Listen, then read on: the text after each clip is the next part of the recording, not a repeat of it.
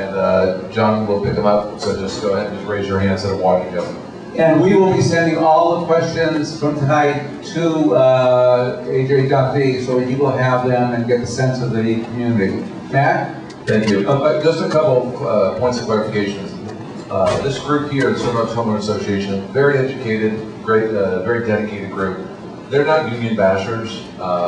These are folks that are taxpayers, and these are folks, you know, I read through all the questions. These are all very much concerned. It's not about breaking the unions, but about fixing the problem. So hopefully you'll take it like that, because some of them are some pretty strong questions. I don't go into meetings like this with preconceived notions. Okay.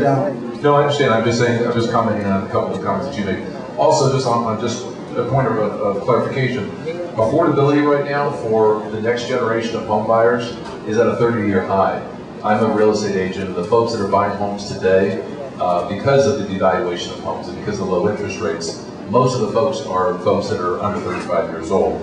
And the private sector jobs that have been created over the last few years, like Microsoft and Google and Yahoo, you pick some of the horrible examples, but there are some incredible examples of America, what America can do with the private sector. And just one other thing, when I'm going to get into the questions, this is my 2 seconds of comments. The feeder school program that you're talking about is a fantastic idea. This thing. I'm a product of that feeder school of LAUSD. As a kid, I went to Dixie Canyon, Milligan, and Grand. And that's what it was back then, was feeder schools.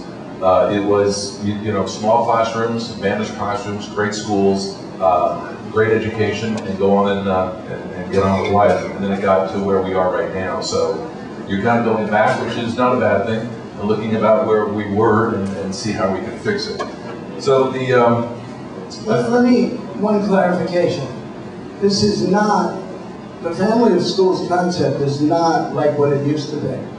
Because what I'm talking about is within the district, pulling 7 to 11 schools away and giving them autonomies as a unit and as individual schools. And that affords those people the opportunity to have pooled resources, both human and financial. That affords that feeder pattern the ability to work together to create a vision for curriculum and professional development that drives that curriculum. So this is not just random. This is a design that's made to bring local control to schools in a more meaningful way. Okay, the first 2 questions are from Chuck Betts and Charles Baker. You're warming up with the questions. Starting to sweat. Thank you. Anyway, these are from Chuck Betts and Charles Baker. They're both basically asking the same question. Last week, the California Fair Political Practice Commission released the biggest political campaign contributor, who the biggest political contributors were. The California Teachers Association was the biggest contributor at $211 million. Where does the California teachers get their money? That's my water. Oh, that's okay, you can have it. John, would you go get him some water, please? Actually, give me a water, too. John, get him some water.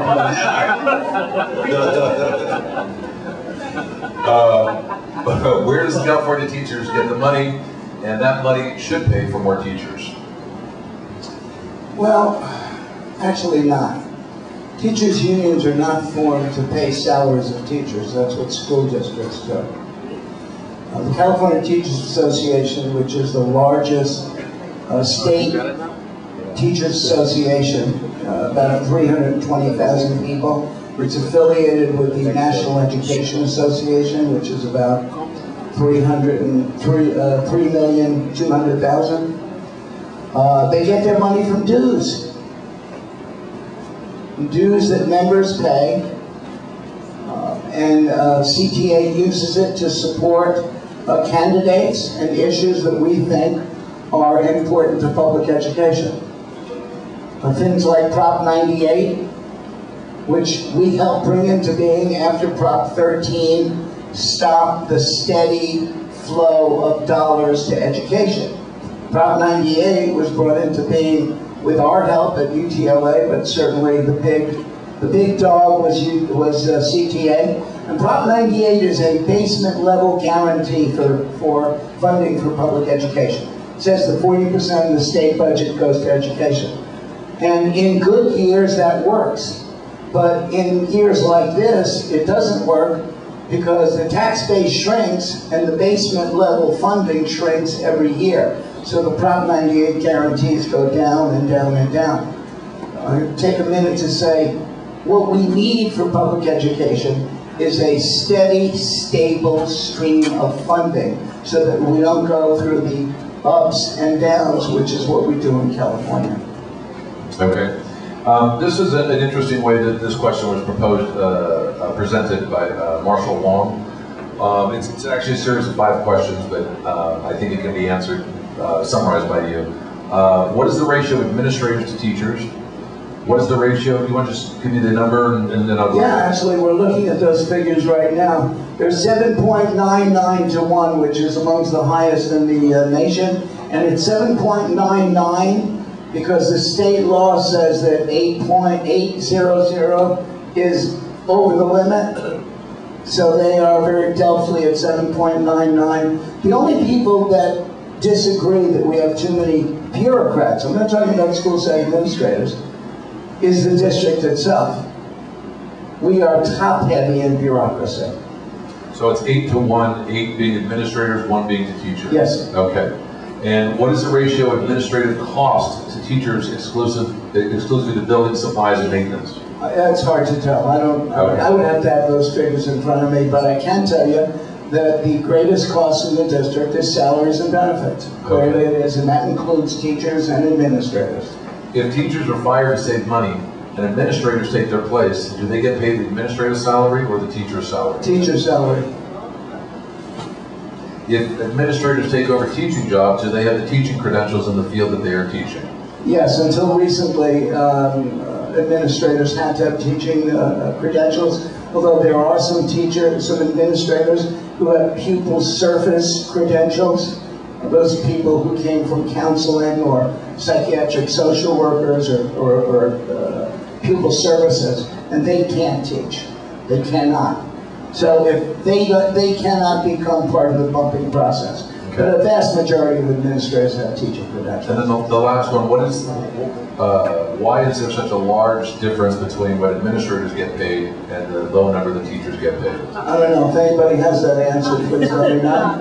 Because I've been looking for that answer for years. It goes back to what I said earlier. We incentivize leaving the classroom when we should be incentivizing staying in the classroom and giving people extra money for gaining skills that will help the education program, not only in that classroom, but the classroom next door, the classroom across the hall, and the classroom down the hall. I'm sorry. I'm confused. More teachers in here than I thought. I'm confused on something. You represent the teachers union, right? Not the administrators union, or is that the same thing? No. So when you guys go out there and picket, why aren't you picketing the administration? I mean, 8 to 1. I mean, inflated salaries, waste of money. Why aren't you mad as hell against the administration that's spending all your money? I didn't say we weren't. But I've never seen it. There are a lot of really good administrators, school site administrators, and our concern is not with school site administrators. Our concern is with people in offices all over the district in little cubicles with no windows who have no idea what's going on in the 3rd grade at Kittredge Elementary School. That's the concern. And although we have been wildly successful at U.T.L.A. over the last 5 years, since I became president, in cutting down that bureaucracy, our forensic accountant said to us 3 years ago that had the district followed economy of scale and downsized when student population went down,